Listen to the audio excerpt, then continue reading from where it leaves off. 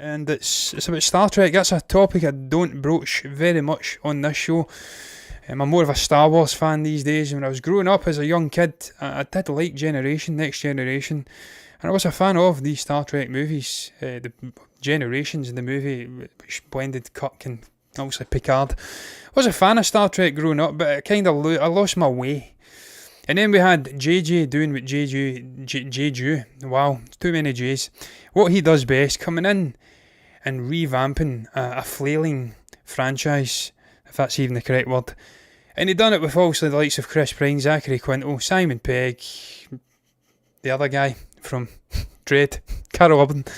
And he done it, of course, Zoe Saldana, that person who just keeps popping up in all of these big blockbuster franchises and making millions upon millions of pounds. She's been in Avatar, she's been in Star Trek, she's in Marvel. So this a dynamite cast. That's what I'm saying. He breathed, that's the word, new life into this franchise. I loved these characters. I loved Benedict being Khan, a new version of Khan. It was for the new ages. It was for a multi-demographic audience. It wasn't just for Trekkies and sort of basement dwellers, and it's harsh to say that because they aren't basement dwellers, but that's what the normal populace think when they think of Star Trek. He made it more popular, that's what I'm saying. And of course, we've had quite a gap between the Simon Pegg movie, I can't even recall what it was called, Into Darkness, was it? Which I actually liked. I actually thought it was the most faithful to the original Star Trek movies of any of those modern ones, and that's probably because Simon is a Star Trek man. He's a fan of it. And of course, he's been in both franchises, Star Wars and Star Trek. There's been a break though, and then last week, I think it was, we get an announcement that Paramount will be making a new Star Trek movie. We don't yet know what this is encompassing. Is it going to be the continuation of Chris Pine, of Zachary Quinto as the Great Spock, as all of the gang that we have grown to love over the last decade or so, or is it going to be a continuation of something completely different? Well, we know that the writer has been involved in a previous Star Trek project, and it wasn't involving the aforementioned actors. They're suggesting this could be a continuation of Nemesis from the 1990s. I personally don't want to see that. I personally want to see them continuing with the current characters and leaving that franchise, that sort of dead era of Star Trek in the past. We've not got the likes of, well, we have got Patrick Stewart. I always blank on that and think it's Swayze. He's dead, sadly. Patrick did come back and do Picard, but there's no real future for that character. And I've not really got any interest outside of Next Generation, so I'm biased. I want to see the continuation of those characters. But look, I'm going off in tangents and talking one load of shit, man.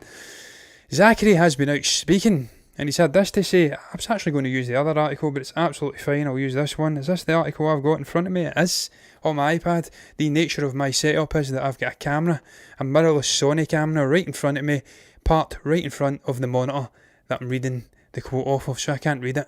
It's a terrible setup. I don't know why the fuck I do it, but that's life. This is a quote. I've got an iPad, it's all good. Honestly, I have no real idea what's going on with Star Trek, but we all love each other and we all love that experience, and I'm sure if it comes back round, we are all available.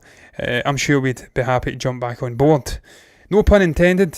Don't know what the pun is. Beam me aboard. I don't know. But I don't know, that's in other people's hands, and I know I, for one, have had sort of moved on in terms. Can I just read that one more time? Have had sort of moved on in terms of any kind of expectations. Is that even English, Zachary? I've seen you in interviews, you speak very coherent English. Very articulate guy. What the fuck is that, Zachary? I'm trying to read this, my friend. It's hard enough doing a live show without you and your bastardised English. But you never know, things come back in surprising ways, and it's surprising times, and it could be fun if it happens. It would be fun if it happened. Well, I've enjoyed those movies, man, and he is a great Spock, and sadly, the legendary Leonard Nimoy is no longer with us. He is now passed away, so he can't come back. There's no future for that character in that timeline. We have a split timeline. We have an opportunity to use youthful, lively actors. They're all up for it. They want to come back. Why would you not continue it? And they done alright at the box office, I'm pretty sure they did. But we've got Zachary coming out and speaking more about this. I think he was coming out and saying something about a TV show. I think this is the quote here that I'm interested in. Now, he would be intrigued if he can't get a gig playing Spock in the movies anymore to maybe portray him in a TV show.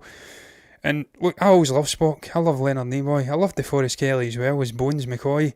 But Spock was always the guy I was transfixed by. He was this zany, brilliant mind. He was the sort of brains to the brawn of James Tiberius Kirk. So I always was drawn to Spock. I was always drawn to Leonard Nimoy and his brilliance. With him no longer being here, with the rise of TV in recent years, and especially in these streaming services, I would love to see a Spock TV show. This is what Leonard, this is what Zachary's had to say. It's so hard to say. I consider anything and everything that comes into my experience, and I consider it on an individual basis, based on criteria that are specific to that time and those circumstances. It's hard to be theoretical about things. He's been able to say, I love that character, I love that world, I think there's a lot of possibilities of storytelling in there, and I'd certainly be open to any conversation, but it depends on the who, what, where, when, and how and why, and all those questions that can only be answered in specifics, not necessarily hypothetically. So we'll see. So he's opening the door to coming back and playing Spock. This guy is a great actor. He's a great guy off the screen. Why the fuck would Paramount not want to open the doors up and bring this guy in to portray Spock? I don't know if there's I think there is Paramount Plus or some shit like that streaming service.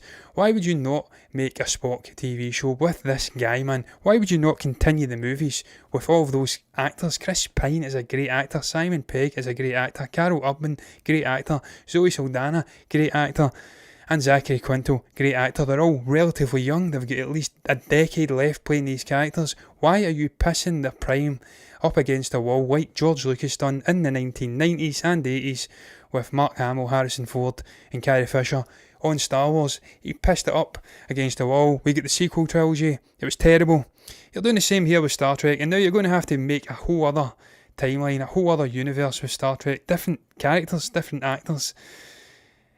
And you'll lose that sort of populism that was buffed with J.J. Abrams in this new era of Star Trek. I don't know why they do it. I don't know why they try and make split timelines and different movies. Just make movies with Zachary Quinto, Chris Pine, Carol Urban. Just do it, Paramount.